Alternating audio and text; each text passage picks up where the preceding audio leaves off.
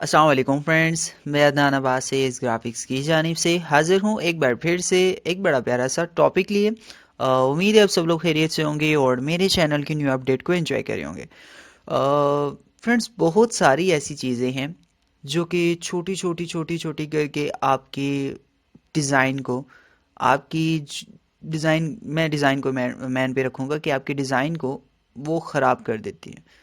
मतलब आपने एक इतनी मेहनत करके बैकग्राउंड बना लिया, कुछ भी ऐसा काम कर लिया, लेकिन कुछ ऐसी चीज़ें हैं, कुछ छोटी छोटी ऐसी चीज़ें हैं जिनकी वजह से आपके डिज़ाइन को बहुत ज़्यादा प्रॉब्लम होती है और आप बहुत ज़्यादा मिस्टेक करते हो। और ये काफ़ी ज़्यादा लोगों में पाई जाती हैं और ये काफ़ी टाइम से मैं इस पे सोच रहा था कि वो टॉपिक रखूं, लेकिन एक दो पे रखना मैं समझता था कि इतनी प्रॉपर क्लास नहीं बनेगी, लेकिन आज मैंने एक कंप्लीट क्लास इस पे रखी है।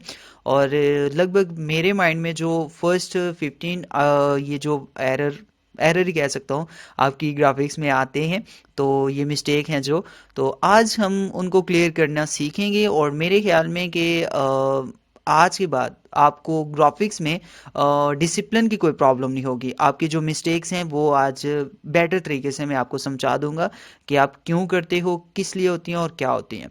तो चलिए शुरू करते हैं आज की क्लास और सीखते हैं और बहुत ज़्यादा कुछ, और इंशाल्लाह मज़ा आने वाला आपको। तो चलें चलते हैं, सीखते हैं।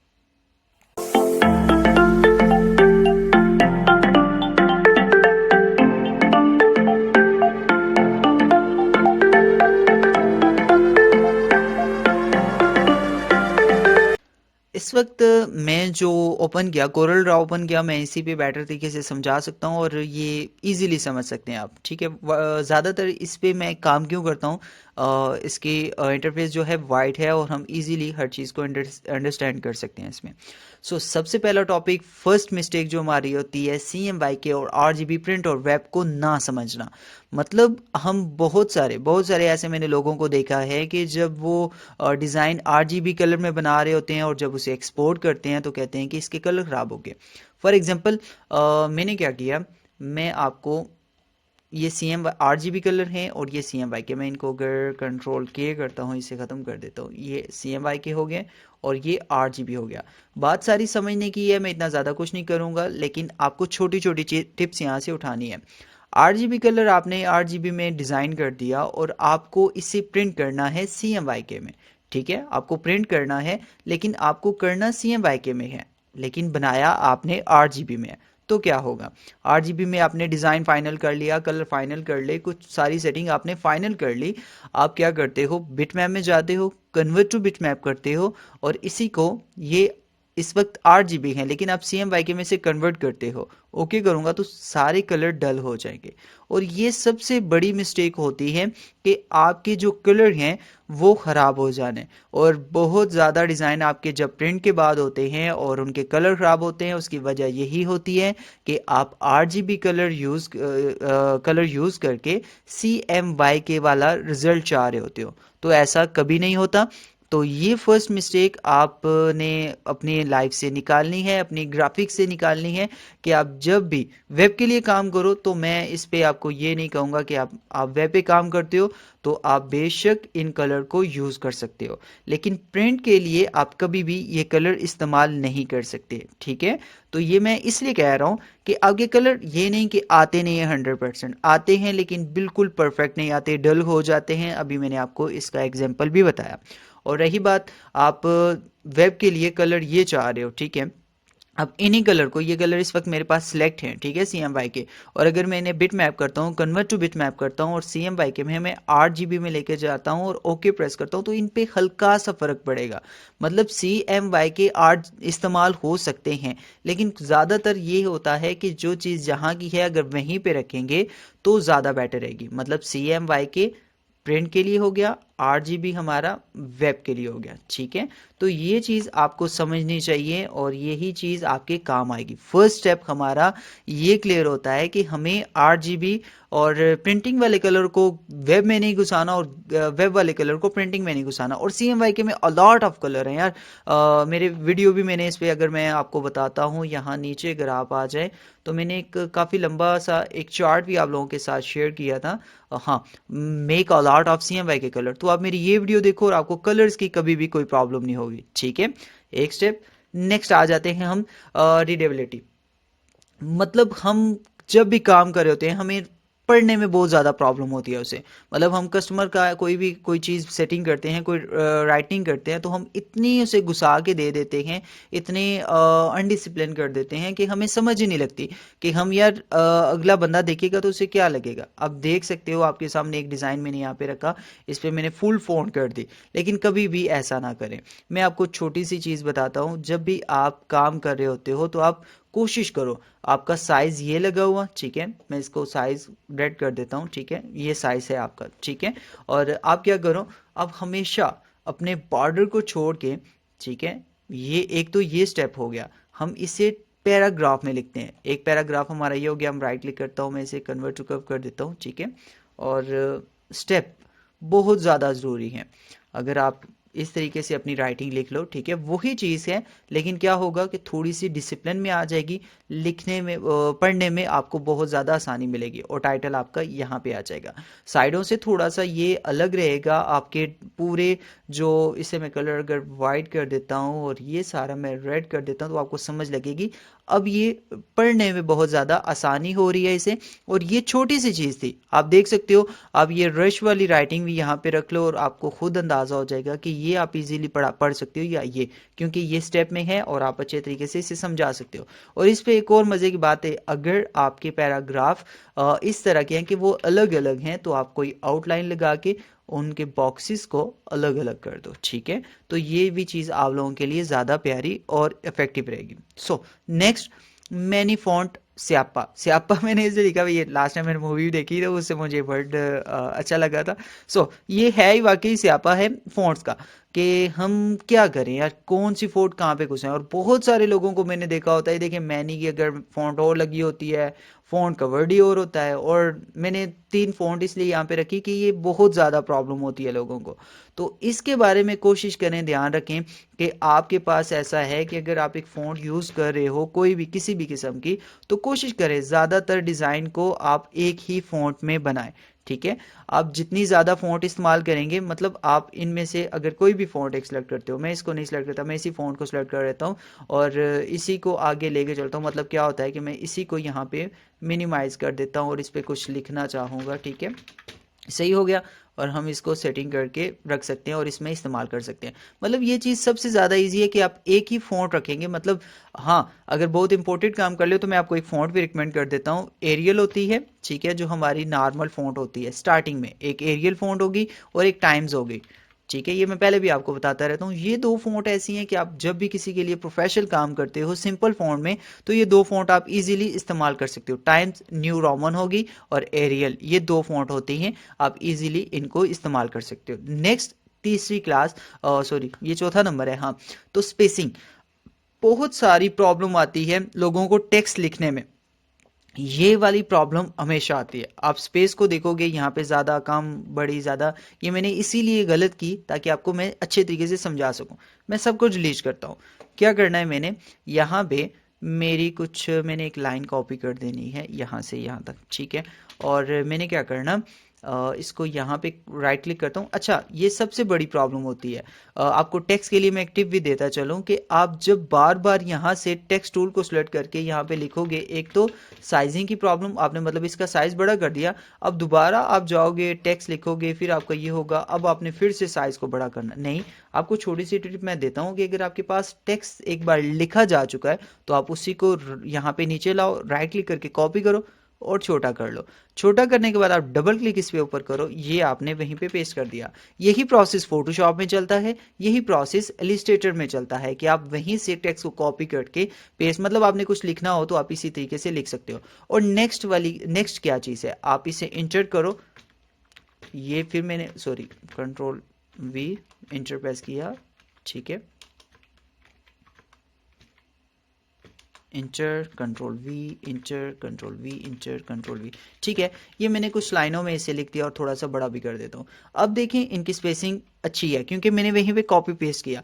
जब भी आपको स्टेप में लाइनों में कुछ लिखना पड़े तो आपने एक इंटर प्रेस करके लिख लेना, और उसके बाद अगर आपको स्पेसिंग चाहिए तो फोटोशॉप में भी आप यही काम इस्तेमाल कर सकते हो। और यहाँ पे ये देखिए मैं शेप टूल को लेके इजीली इस पे इस्तेमाल कर रहा हूँ, तो हमारी जो स्पेसिंग है, जो गैप है, वो बिल्कुल परफेक्ट आ रहा है। और इससे ये होगा कि हमारा काम एक डिसिप्लिन में गिना जाएगा, एक रूटीन में गिना जाएगा। तो ये चीज़ भी आपने कभी मिस नहीं करनी कि आपने स्पेसिंग को भी काफ़ी ज़्यादा मद्देनजर रखना।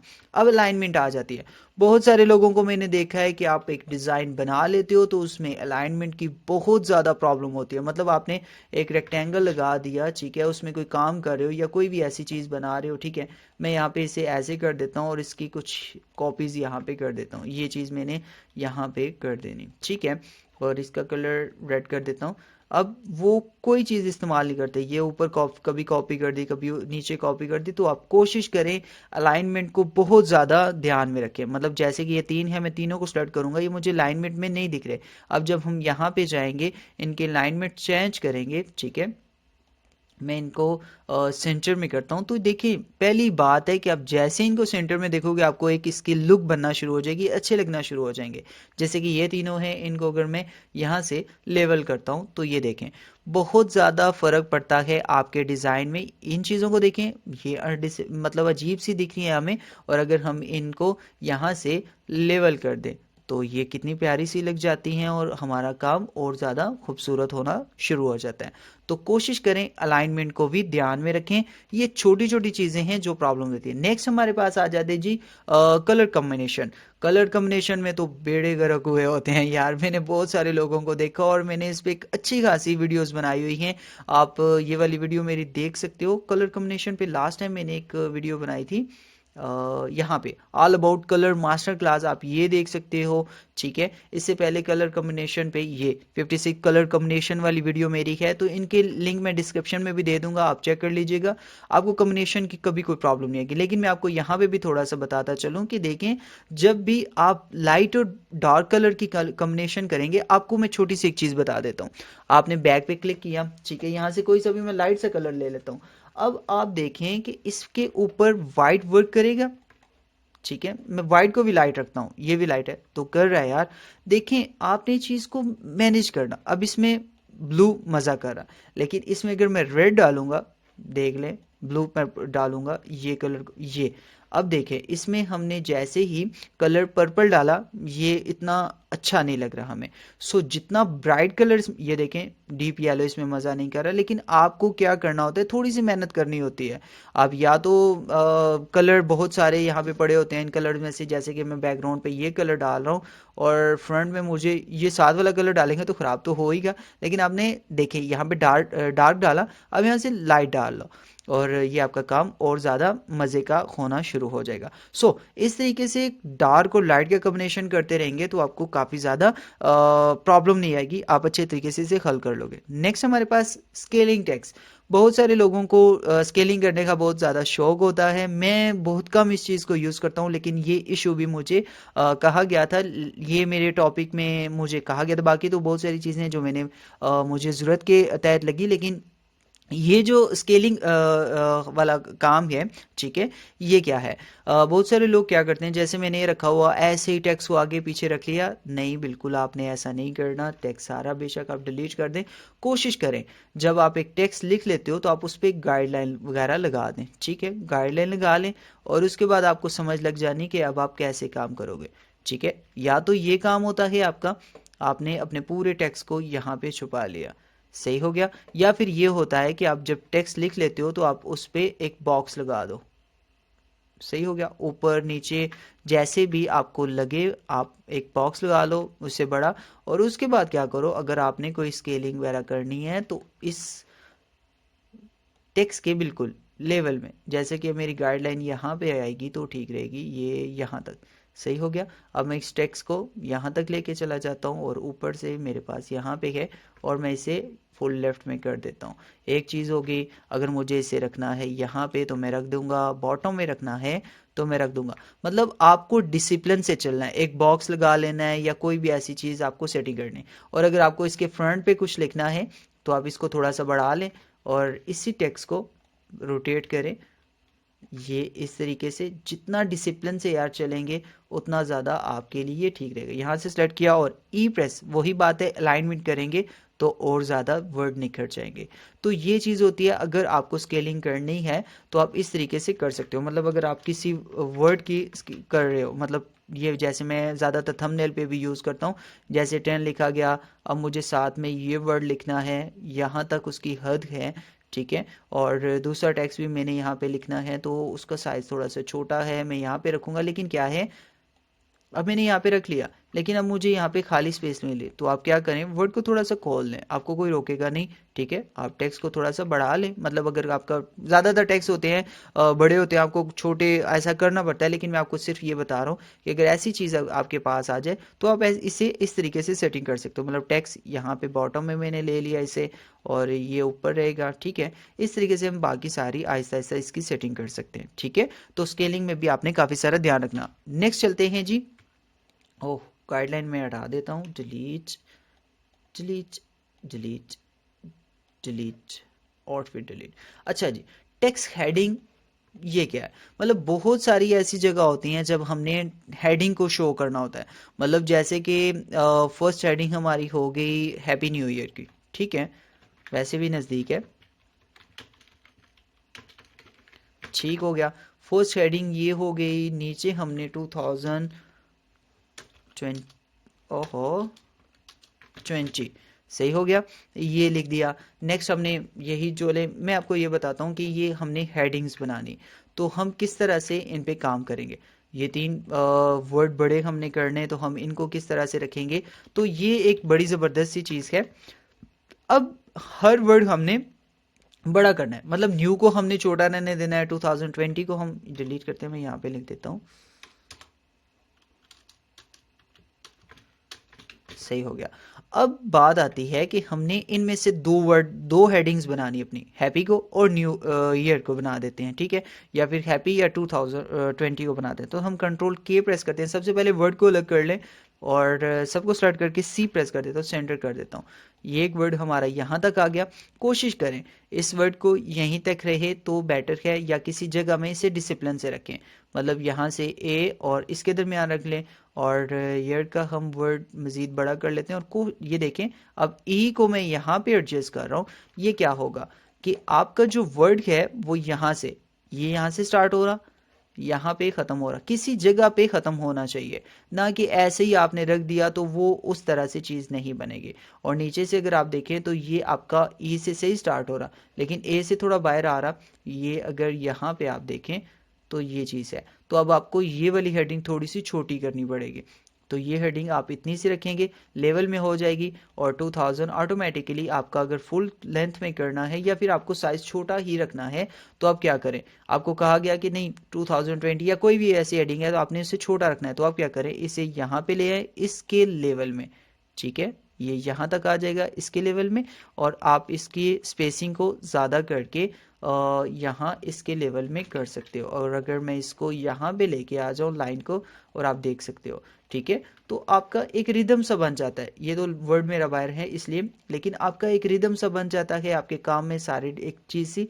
डिसिप्लिन आ जाता है। तो इस तरीके से आप पूरे वर्ड को मेंटेन कर सकते हो। तो टेक्स्ट जो स्टेप्स होते हैं, टेक्स्ट हेडिंग के जो स्टेप होते हैं वो यही हैं कि आप एक रिदम से चलो, ना कि कोई वर्ड इतना बड़ा हो रहा हो, मतलब 2020 ये बड़ा जा रहा हो, ये उससे बड़ा जा रहा हो, अजीब सा कुछ हो, तो आपके काम खराब हो सकते हैं। तो डिसिप्लिन से चलेंगे तो आपका काम ईजी रहेगा। So next, text on coloured background. बहुत ज़्यादा प्रॉब्लम आती है कि हमारा जब बैकग्राउंड हो कलर में, और हम ऊपर कोई टेक्स्ट लिखना चाहें और चाहें कि वो शो हो जाए, तो इसके दो वे हैं। बहुत ज़्यादा लोग कलर वाइट समझ के वाइट को कलर ही नहीं समझते, और इसके प्रॉब्लम आ जाती है उन्हें। लेकिन अगर बैकग्राउंड को मैं यहीं पे वाइट ऐड करता हूँ तो अच्छा खासा फ़र्क पहले ही पड़ जाता है कि यार हमारा टेक्स्ट अच्छा खासा शो हो रहा, ठीक है। सेकेंड वे इसकी होती है कि जब हम इस तरह के बैकग्राउंड पे वाइट ऐड करते हैं तो हमें साथ ड्रॉप शेडो चाहिए होता है, और फॉन्ट का फर्स्ट असूल जो है इसमें हमें बोल्ड रखनी है, तो हम बोल्ड को फ़ॉन्ट को बोल्ड कर देंगे, और क्या करेंगे, ड्रॉप शेडो लेके थोड़ा सा हम बैकग्राउंड को डार्क कर देंगे, ये हो गया अच्छा खासा हमारा, यहीं पे फ़र्क पड़ गया। अब हमें कोई और कलर लेने की ज़रूरत नहीं है। लेकिन क्या होता है कि हमें फिर भी इसमें ज़रूरत पड़ती है इस चीज़ की। हम बैकग्राउंड को, ड्रॉप शेडो को यहाँ से ख़त्म करते हैं। अगर हमने इस जगह ड्रॉप शेडो नहीं लगाना तो हम क्या करें, हम F12 प्रेस करेंगे। कोरल ड्रा में ये है, फोटोशॉप में स्ट्रोक है। अगर आपको पता हो तो आप ये यहाँ पे होता है, पता नहीं, अब टेक्स्ट लिखूंगा तो मुझे अगर लंबा काम है बाद में बता दूंगा। सो नाउ क्या करना, मैं इस पे है मेरा इस वक्त क्लिक, F12 प्रेस करूंगा और यहाँ से आप क्या करें कि आपको किसी ने कहा कि आपका जैसा बैकग्राउंड है वैसा ही हमें यहाँ पे कलर चाहिए, मतलब ये वाला सियान कलर हमें यहाँ पे अंदर चाहिए। तो आप आउटलाइन को 3 या 4 पॉइंट या जितना भी आपने रखना है रख के बिहाइंड या जो भी करना है, अब बस आपने एक आउटलाइन देनी, वाइड आउटलाइन दे के अंदर बेशक रेड रख लो, ठीक है। लेकिन ये शो होगा क्योंकि अब आपकी जो आउटलाइन है वो इस वक्त वाइट है, और वाइट अच्छी खासी जगह में शो हो जाता है, मैंने आपको स्टार्टिंग में भी बताया था।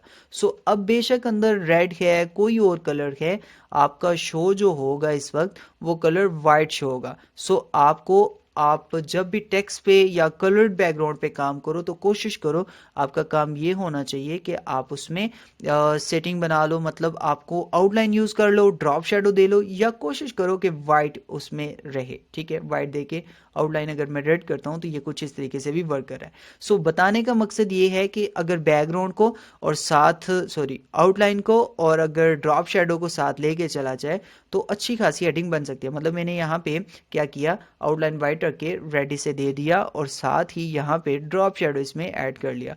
तो ये देख सकते हो आपके दोनों सामने है। एक तो आपका ये टेक्स्ट वाइट में कर देता हूँ, ठीक है, वो भी दिख रहा, लेकिन यहाँ पे ये कुछ ज़्यादा शो रहा। लेकिन ऐसा कभी होता नहीं कि नीचे भी रेड हो ऊपर भी हमने रेड रखना, ऐसा नहीं होता। लोग कुछ ना कुछ चेंज करते रहते हैं, ठीक है। तो ये रख सकते हैं आप, ये कलर भी आपके लिए ज़्यादा बेटर रहेगा। सो नेक्स्ट चलते हैं, फ़ॉन्ट कॉम्बिनेशन।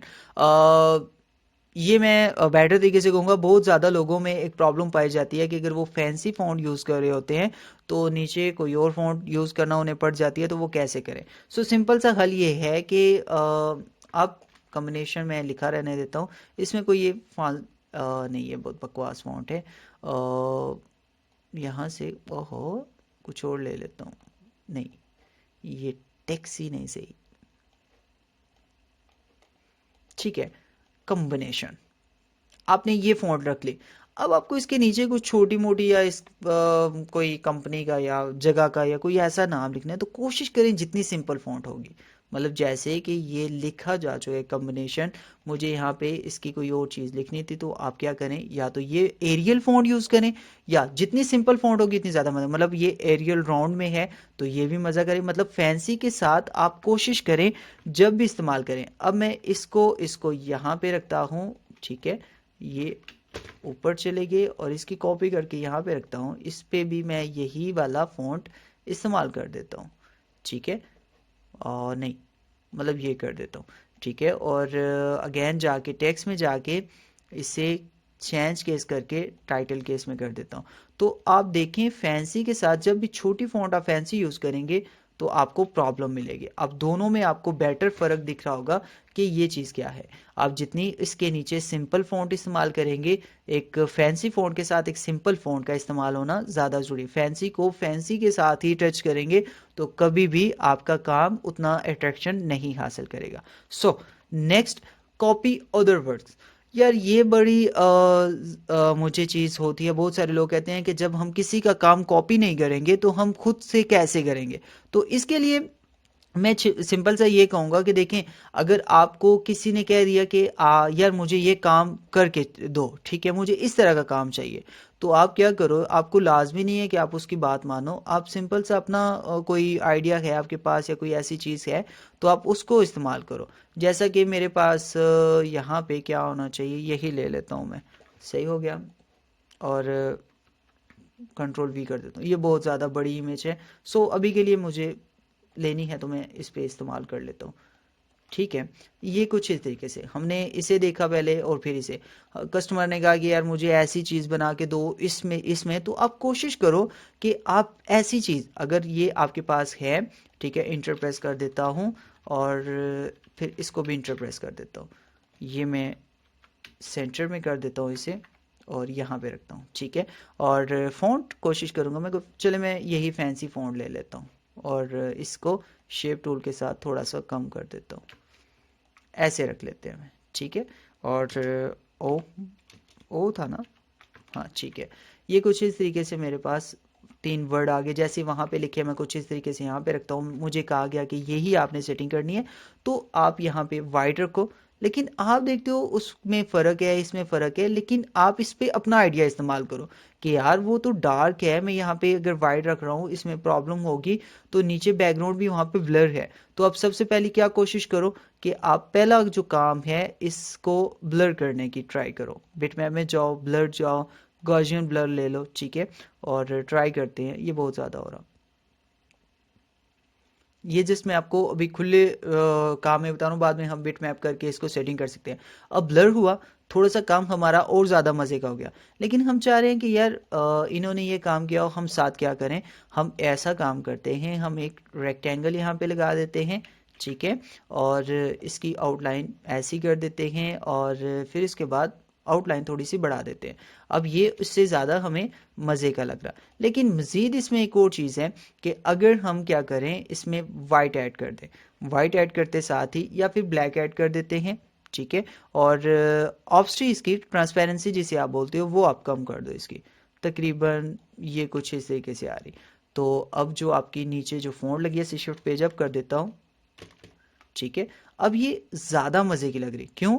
अब देख सकते हो कॉपी, आप अगर इसको डिलीट करते हो तो ये खुद का आपका काम है, ठीक है। आपने किया, आपने उसके कहने पे चीज़ बनाई, लेकिन क्या किया कि आपने उस पर अपनी मेहनत शो करी कि यार मेरे पास एक न्यू आइडिया आ गया, मैंने रेक्टेंगल इसमें ऐड कर दिया, या रेक्टेंगल ऐड करते साथ ही जैसे कि ये रेक्टेंगल मेरा कुछ इस तरीके से है, तो मैं क्या करता हूँ इसमें मज़ीद बढ़ाने के लिए, इसको और ख़ूबसूरत बनाने के लिए मैं एक और आउटलाइन लेके उसका कलर चेंज कर देता हूँ। नहीं तो वाइट ही रखूँ तो ज़्यादा बेटर है, और इसके पॉइंट में ज़्यादा कर देता हूँ। तो इस तरीके से अगर हम काम करें तो हमारे छोटे छोटे काम भी बड़े प्यारे से और खूबसूरत हो सकते हैं। तो आपको वाज़िया फ़र्क इसमें दिखा होगा कि आप कॉपी करें, लेकिन किसी डिसिप्लिन से, किसी तरीके से करें कि वो आपका खुद का काम लगे।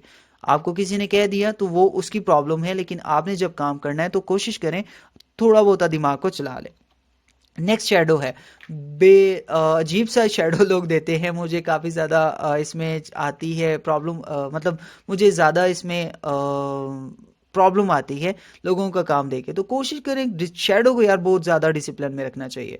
मतलब आप अगर नीचे शेडो देते हैं तो कोशिश करें इतना ब्लरी ना हो, इतना ज़्यादा ना हो, जितना कम होगा। मतलब ये 15 पे है, तो आपने अक्सर मेरे डिज़ाइन देखे होंगे, जब मैं शेडो किसी चीज़ का देता हूँ तो 3 या 4 पॉइंट से ज़्यादा नहीं देता।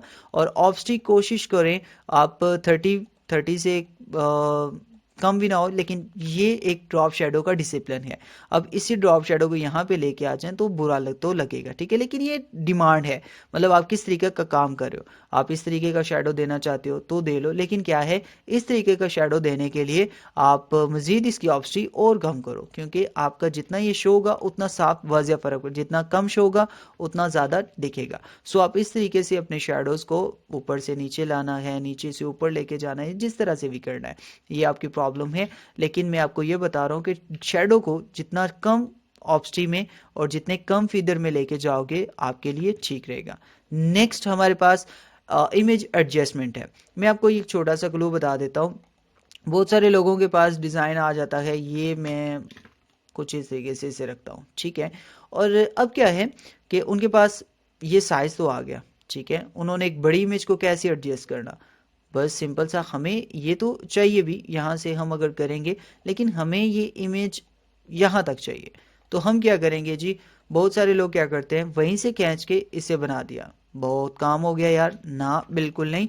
आप कोशिश करें इमेज को किसी डिसिप्लिन में लाएं। आप उसकी जगह देखें कि आपको मेन पॉइंट दिखाना क्या है उसका, ठीक है। आप क्या करें, शिफ्ट पेज डाउन प्रेस कर लें, आपकी जो आउटलाइन है आप उसे शो कर लें। आपको फ्रेम एक दिखना शुरू हो जाएगा कि यार यहाँ पे एक फ्रेम है, तो मेरी इमेज कहाँ पे आएगी। तो आप उसको साइज़ को बड़ा करके इमेज को एडजस्ट करें। मैं कहूँगा कि यार ये मुझे नीचे से अगर यहाँ तक आ रही है, तो मुझे ये वाला पॉइंट इसका अच्छा लग रहा है। एक्स्ट्रा तो होते हैं, हर इमेज में होते हैं और हमें काटने पड़ते हैं। तो अब आपने क्या करना है, इसे एडजस्ट करके साइडों से कम कर दें, ठीक है।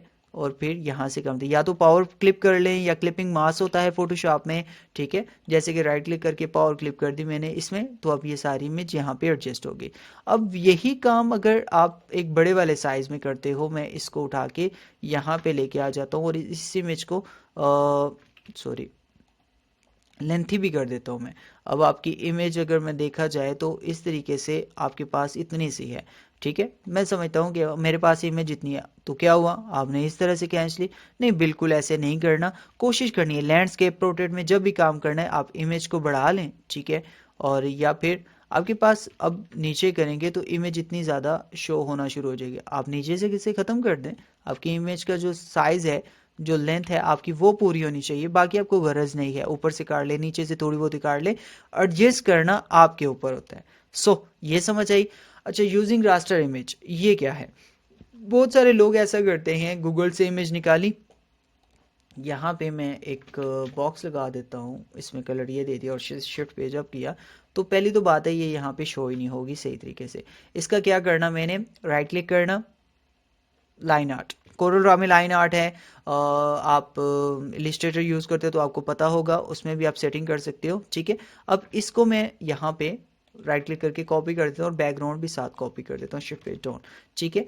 अब आप दोनों में फ़र्क चेक करोगे, ये आपकी जो इमेज है वो इस वक्त वेक्टर है और ये रास्टर है, सॉरी इसको डिलीट करता हूँ, ये अब आपको इतना सा मैं सिर्फ इस फूल के बराबर मैं इसे जूम करता हूँ तो आप देख सकते हो इसके पिक्सल कितने ख़त्म हो चुके हैं, और यही चीज़ आप यहाँ पे देखो तो आपको एक क्लियर दिखेगी, और आप कितना भी जूम करोगे आपको ख़त्म नहीं होगी।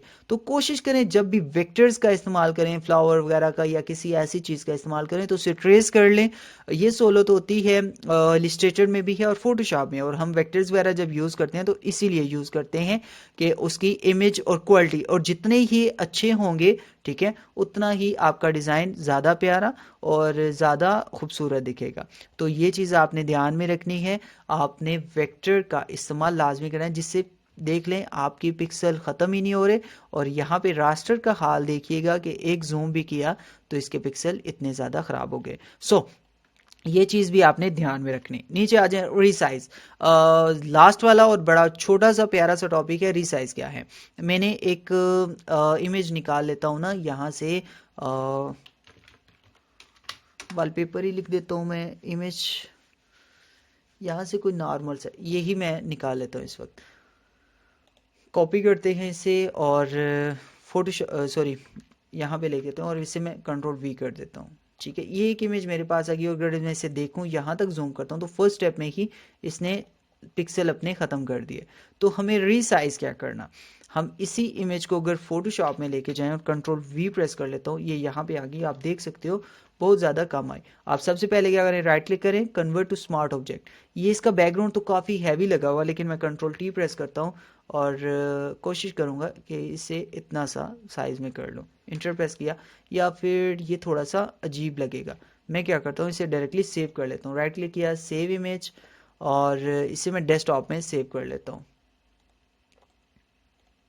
ठीक है। डेस्कटॉप पे मेरे पास है तो मैं इसे सीधा फोटोशॉप में ले आऊँगा और यहाँ पे छोड़ दी, कंट्रोल एच प्रेस करता हूँ। अब मुझे इसके पिक्सल अगर देखूँ तो यहाँ तक ये ख़त्म दिखाई देने हैं, लेकिन मैंने क्या करना, इमेज में जाना, इसे रीसाइज करना, इमेज में जाके ये यहाँ पे 380 पिक्सल कुछ शो कर रहा, तो मैंने बाकी तो कुछ नहीं इसमें करना, या फिर मैं इसको चेंज कर देता हूँ, 3 में है तो मैं इसे यहाँ से 600 बाय 600 और रेजोल्यूशन 300 कर देते हैं, ओके प्रेस कर देता हूँ। अब इसके रिजल्ट में अच्छा खासा आपको फ़र्क दिखेगा। मैं इसे 0 प्रेस कर लेता हूँ और यहीं से कंट्रोल सी कर देता हूँ और फिर यहाँ पे लाके कंट्रोल वी प्रेस करता हूँ, ठीक है। ये मेरे ख्याल में वही कॉपी है तो मुझे इसे सेव करना पड़ेगा। यहाँ से मैं इसे कंट्रोल एस प्रेस कर देता हूँ और ठीक है, जहाँ पे भी ओके कर दिया मैंने इसे, और कंट्रोल आई प्रेस करता हूँ, कोरल में ले आता हूँ और ये मेरे पास है, और इसको मैं यहाँ पे रख देता हूँ। तो अब दोनों में आप फ़र्क चेक करिएगा, ठीक है। यहाँ पे आप पिक्सल चेक कर सकते हो, रिजल्ट भी आपका बिल्कुल ख़त्म नहीं होगा। मैं इसको यहाँ पे रखता हूँ और आप चेक कर सकते हो, इसके पिक्सल देख सकते हो और इसके पिक्सल, ये पिक्सल जल्दी फट गए हैं और ये अभी आपको थोड़ा सा टाइम दे रहे हैं, ठीक है। तो आप रीसाइज करके भी अपनी इमेज के जो साइज इमेज जो है उसको थोड़ी देर के लिए ज़्यादा चला सकते हो, और आपके सामने है इसके आप पिक्सल चेक कर सकते हो और ये पिक्सल आप चेक कर सकते हो इस इमेज के, ठीक है। तो आपको वाजिया फ़र्क इसमें दिख जाएगा। तो ये चीज़ होती है कि आपको अगर कोई प्रॉब्लम हो तो आप फोटोशॉप में लेके अपनी इमेज को रिसाइज कर सकते हो। इसके मतलब आपको मज़ीद कोई चीज़ बेटर पता हो तो आप मुझे लाजमी बताइएगा। अगर इसमें बताने में मेरे ख्याल में मैंने पूरी मेहनत करके इतना टाइम लगा के इस पे जो चीज़ें मैंने देखी हैं और जो मेरे दिमाग में था तो उतना मैंने कह दिया आपसे। और अगर आपको इससे बढ़ के कुछ अगर लगे तो आप मुझे लाजमी कमेंट करें, और अगर आपको यही चीज़ ज़्यादा अच्छी लगती है तो फिर भी आप कमेंट करें। इंशाल्लाह मिलते हैं नेक्स्ट क्लास में कुछ नया लेके, तब तक के लिए मुझे दीजिए इजाज़त। अपना बहुत सारा ख्याल रखिएगा और दुआओं में लाजमी याद रखिएगा।